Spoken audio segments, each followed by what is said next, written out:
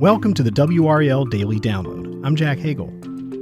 Candidates who want to run North Carolina's public schools are sparring over how to make schools safer, how to reverse the state's teacher shortage, and whether to invest in diversity initiatives for schools. Democrat Mo Green and Republican Michelle Morrow participated in a series of debates in recent days. WRAL education insider Emily Walkenhorst is here with highlights. Emily, good to see you again. Glad to be here. First off, for people who aren't following this race, set it up for us. What does the state superintendent do, and who are the main candidates?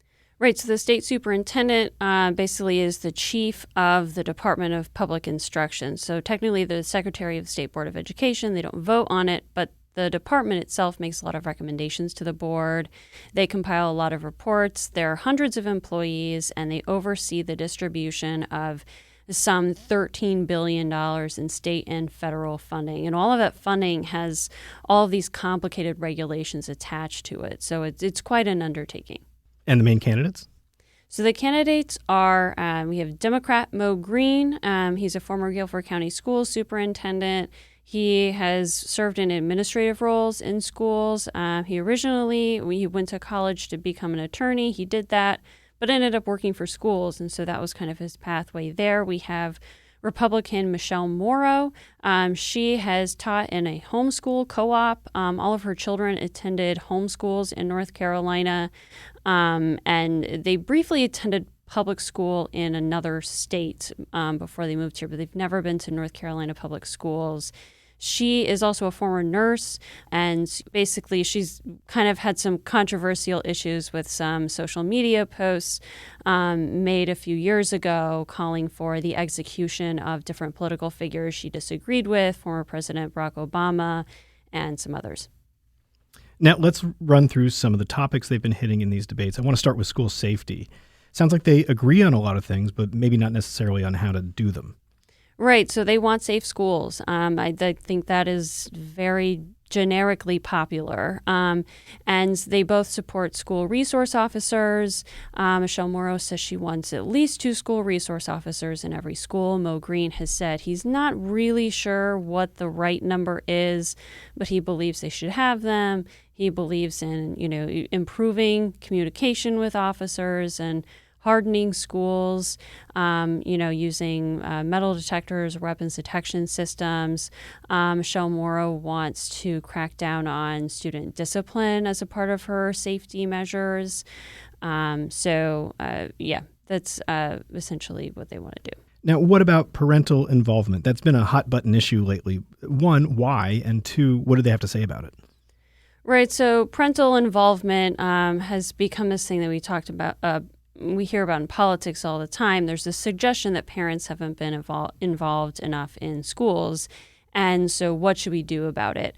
That kind of depends on who you ask. Both Green and Morrow support parental involvement, but maybe see it from different angles. So, Green, he was in Guilford. They had like a parents' academy or something, basically increased this opportunity for parents to learn more about how different school system functions and things that might be going on in schools.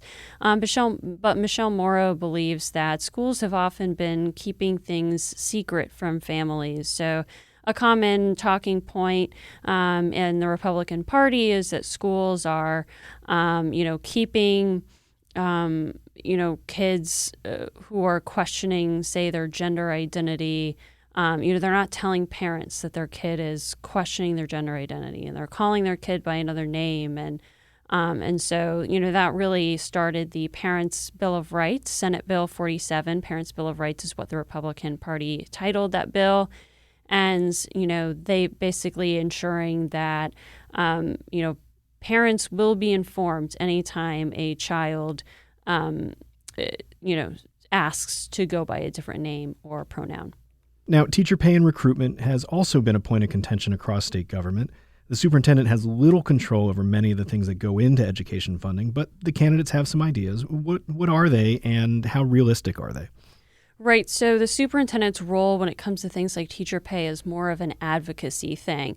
But it's also a little bit more than advocacy, because you can study teacher pay. You can say, we assigned, this team of people, they came up with this plan with all this research, and here's what we think teacher pay should be. We saw Catherine Truitt do that when she tried to overhaul teacher licensure in a way that would have paid teachers a lot more. It wasn't necessarily a popular plan. The legislature didn't take it up, but that is something the superintendent can do.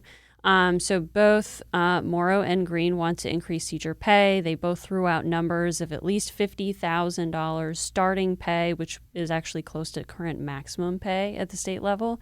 So it'd be a pretty significant increase in teacher pay. They don't have really the authority to do it. Mo Green wants to ask lawmakers to provide more money to afford it. But Michelle Mauro isn't necessarily interested in asking for more money. She says schools need a bunch of stuff cut from them to afford teacher raises. So she wants to cut a bunch of funding that schools currently receive and spend it instead on teacher raises.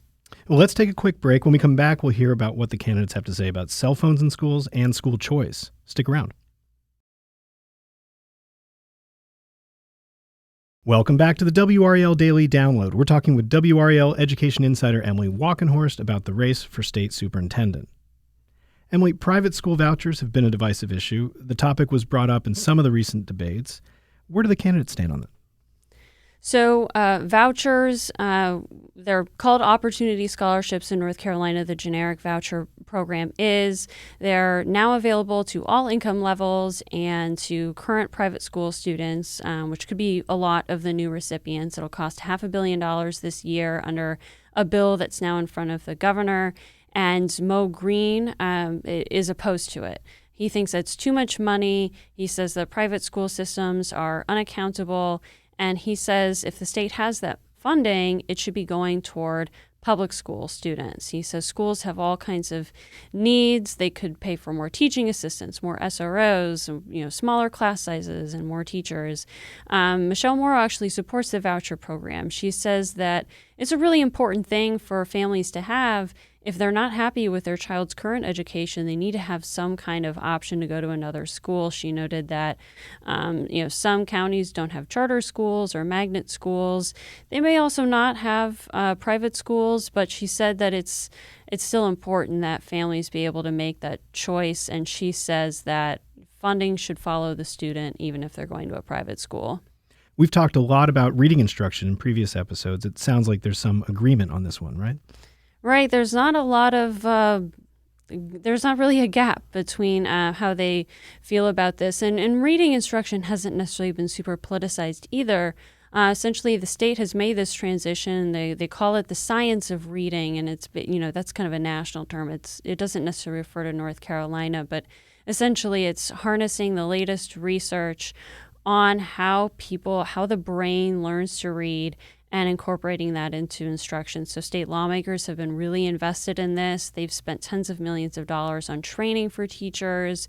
They're trying to get colleges of education to improve their instruction of prospective teachers themselves.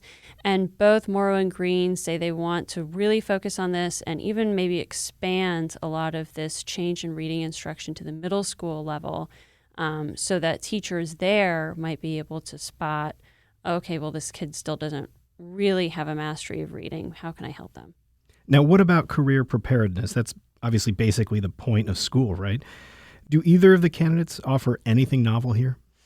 So they've both mentioned it. Mo Green has talked a lot about wanting to increase access to college level courses. He said that's something that was really big focus for him when he was superintendent of Guilford County Schools.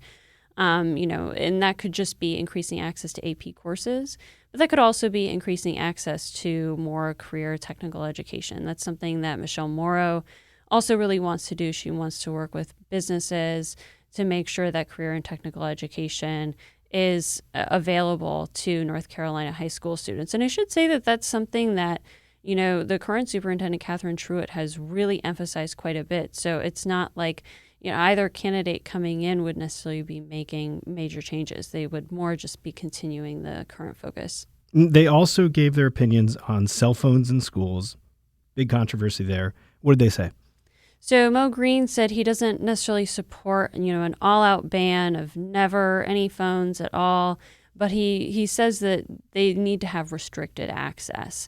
We know what that could look like in some school systems. It could be phone pouches. It could be kind of a system of specifying what times you have access to your phone. So he doesn't necessarily support an outright ban. You can't bring your phone to school or you can't ever have it out. But Michelle Moore does support a ban in classrooms. She says they absolutely need to be banned from classrooms. And she even went beyond that to say that at the elementary school level, they shouldn't even be using tablets. So even in an instructional context, she doesn't want kids using screens to learn. Now, a recent WRAL news poll showed that Green is up very slightly in this neck-and-neck race. Do you have any sense as to who has the momentum here? I don't know. There isn't a lot of polling on races like this to begin with. We've polled on it twice here at WRAL, and it appeared to be kind of a statistical tie both times. So the first time Michelle Moore was ahead by, 1 or 2 percentage points. And now Mo Green is, but that could go either way. It's both within the credibility interval. So I think, a lot of the suspicion is that, when it's a down ballot race, so to speak, you're not a high profile race like governor or president, that maybe people will just vote along party lines down the ballot. So, it's more about the momentum that the presidential or gubernatorial ticket might carry. Well, it's going to be a busy few weeks for these candidates and candidates up and down the ballot, and for you, I'm sure. Thanks, Emily. Of course. That's WRAL Education Insider Emily Walkenhorst. For her reporting on the superintendent race, go to the NC Capitol section of WRAL.com. I'm Jack Hagel. Thanks for joining us, and thanks for listening to the WRAL Daily Download and for making us part of your morning routine. Another great way to get WRAL news is the Morning Briefing newsletter. It's a daily email with Triangle news, events, and headlines to help you get ready for the day. Sign up at WRAL.com/newsletter.